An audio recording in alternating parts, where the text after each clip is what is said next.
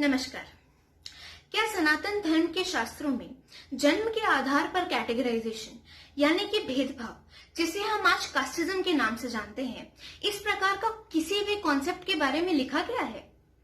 क्या प्राचीन भारत में यानी कि वैदिक काल में कास्टिज्म का कोई भी अस्तित्व था? क्या ये प्रैक्टिस होता था? इसका सबसे पहले मैं 2 शब्दों में उत्तर दूंगी, बिल्कुल नहीं। तो क्या वेदों, पुराणों, उपनिषदों में ब्राह्मण, क्षत्रिय, वैश्य, शूद्र, जिसे हम वर्ण व्यवस्था के नाम से जानते हैं, इसका कोई उल्लेख नहीं है? है, बहुत ज्यादा है। मैं 2 तरह की बातें नहीं कर रही हूं। असल में वर्ण व्यवस्था और आज हम जिसे कास्टिज्म के नाम से जानते हैं, इनफैक्ट मिडिवल टाइम से जो कास्टिज्म, जात पात की बात चली आ रही है, उसमें और वर्ण व्यवस्था में जमीन आसमान का डिफरेंस है। मैं जानती हूं कि ये टॉपिक बहुत कंट्रोवर्शियल है, इसीलिए मैं इस वीडियो को 2 पार्ट में डिवाइड करूंगी। दोनों factual, fact based, historically evident literature और हिस्ट्री से निकाले गए हैं। पहला तो ये कि वेदों, उपनिषद, गीता, पुराण से लिए गए डायरेक्ट श्लोकों का ट्रांसलेशन, जो आपको बताएंगे कि दरअसल वर्ण व्यवस्था क्या है और कास्टिज्म से वो कितनी डिफरेंट है। और दूसरा, प्राचीन भारत के कुछ ऐसे एग्जाम्पल्स जिनकी कहानी सुन के आपको बहुत अच्छा भी लगेगा और आपको ये बात समझ में भी आएगी कि एक्चुअली कास्टिज्म भारत में काफी न्यू है। न्यू इन द सेंस हमारे टर्म्स में न्यू, मिडिवल टाइम्स से न्यू। मैं जानती हूं कि अलग अलग समाजों में दुनिया की कई जगह पे मिडिवल टाइम से ही हिस्ट्री शुरू हुई है, लेकिन हमारी हिस्ट्री काफी पुरानी जाती है। श्रीमद् भगवद गीता के 18th चैप्टर के 41st श्लोक में वर्ण व्यवस्था के बेसिक्स को एक्सप्लेन किया गया है। ब्राह्मणाम क्षत्रियाम विषम, शूद्राणाम च परंतकम, कर्माणि प्राभिभक्तानि, स्वभाव प्राभवे गुणे। ट्रांसलेशन: ब्राह्मण, क्षत्रिय, वैश्य एंड शूद्र are distinguished by their qualities of work, O chastitor of enemy, in accordance with their modes of nature। यानी कि आज की भाषा और आसान भाषा में एक्सप्लेन किया जाए तो वर्ण is nothing different than your profession. और ऐसा प्रोफेशन नहीं जैसे हम अक्सर आजकल लोग करते हैं, पैसे कमाने के लिए किसी भी प्रोफेशन में जाना। हर इंसान की एक प्रवृत्ति होती है, उस प्रवृत्ति के अनुसार का प्रोफेशन चूज करके वो कार्य करना जो उसका राइटियस पाथ यानी धर्म है, उसे उसका वर्ण कहते हैं। जैसे ब्राह्मण वो है जिसे ब्रह्म का ज्ञान हो गया हो, जिसने ब्रह्म का ज्ञान प्राप्त किया हो। ब्रह्म का मतलब यूनिवर्स, ईश्वर और अद्वैत वेदांत यानी नॉन ड्यूअलिस्टिक फिलोसफीज में आत्मा भी होता है। ये बात मुझे काफी शॉकिंग लगती है, खासकर वेदांत पढ़ने के बाद, कि लोग ब्राह्मण को बाय बर्थ मानते हैं। ब्राह्मण बनने का यानी ब्रह्म के जानने का फर्स्ट स्टेप दृक्य दृश्य विवेक, जो गुरुकुल का एक फर्स्ट चैप्टर कह लीजिए, उसमें यह कहा जाता है कि ब्रह्म को जानने का फर्स्ट स्टेप ये है कि आप अपनी आइडेंटिटी अपनी बॉडी से अलग कीजिए। आप ये रियलाइज कीजिए कि मैं ये बॉडी हूं ही नहीं।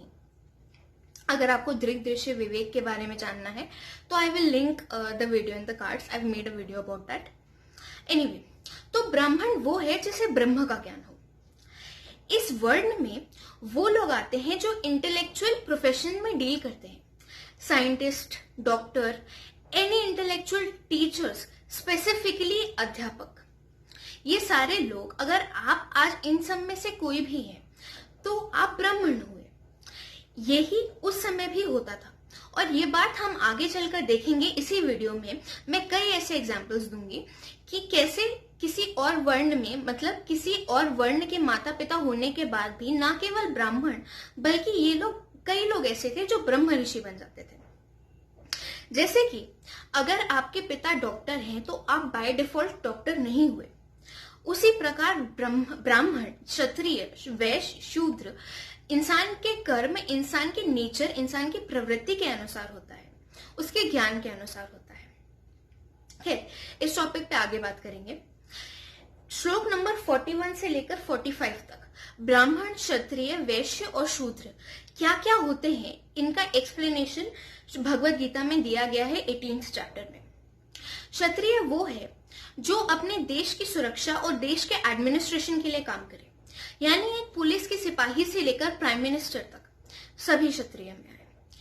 वैश्य वो है जो पैसा अर्जित करे, चाहे वो बिजनेसमैन हो चाहे वो फार्मर हो, ये सभी लोग वैश्य में आए, वैश्य वर्ण में।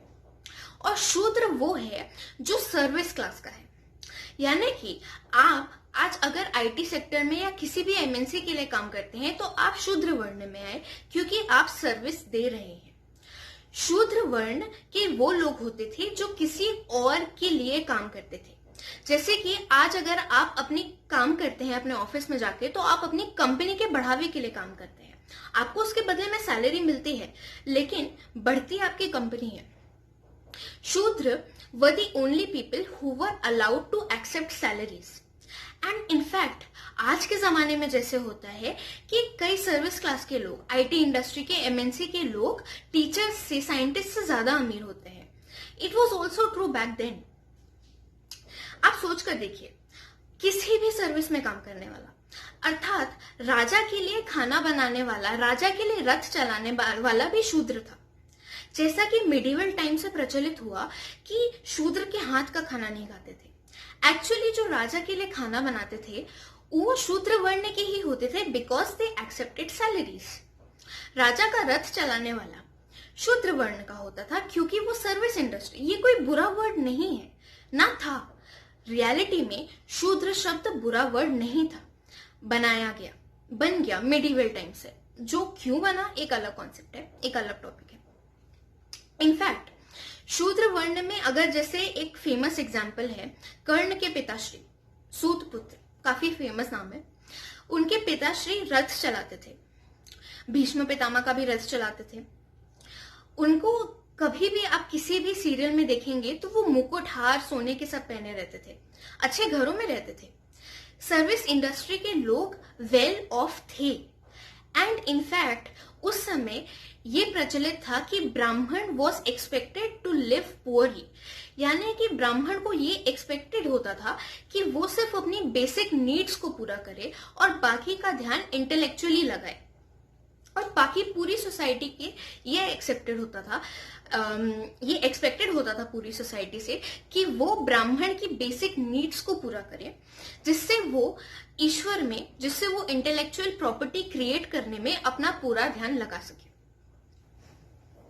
अब बात करते हैं जन्म के आधार पर वर्ण के डिसाइड होने की। आज हम इतना ज्यादा इस बात को समझ चुके हैं, इतना ज्यादा इस गलत बात को अपनी बुद्धि में डाल चुके हैं कि जन्म के आधार पर ही कोई ब्राह्मण, क्षत्रिय, शूद्र या वैश्य होता है, कि हम इस बात को मानने के लिए तैयार ही नहीं होते कि ये कर्म की बेसिस पे होता है। जैसा कि मैंने पहले कहा कि डॉक्टर का बेटा बाय डिफॉल्ट डॉक्टर नहीं होता। पैदा होते साथ ही अगर आपके पिताश्री डॉक्टर हैं तो आप डॉक्टर नहीं हुए, लेकिन इस बात के चांसेस बहुत ज्यादा हैं कि आप बड़े होकर डॉक्टर बने, क्योंकि आपका फैमिली बैकग्राउंड वैसा है, क्योंकि आपके पिताश्री का ज्ञान वैसा है, क्योंकि वो लोग ये चाहेंगे कि उनका बेटा उनके प्रोफेशन को आगे बढ़ाए, जैसा एक बिजनेसमैन चाहता है कि वो उसका बेटा उसके प्रोफेशन, उसके बिजनेस को आगे बढ़ाए। लेकिन अगर आपकी प्रवृत्ति अलग है, तो अगर आपके पिता डॉक्टर हैं तो आप बिजनेसमैन भी बन सकते हैं। आपकी प्रवृत्ति, आपके पैशन, आपके नेचर के ऊपर डिपेंड करता है। जितने आज के जमाने में इंजीनियर के बेटे डॉक्टर और डॉक्टर के बेटे बिजनेसमैन हैं, उतने ही प्राचीन भारत में एक वर्ण के माता पिता होने के बाद दूसरे वर्ण का पुत्र होता था। और इसके कई सारे एग्जाम्पल्स हैं। सबसे पॉपुलर से शुरू करते हैं।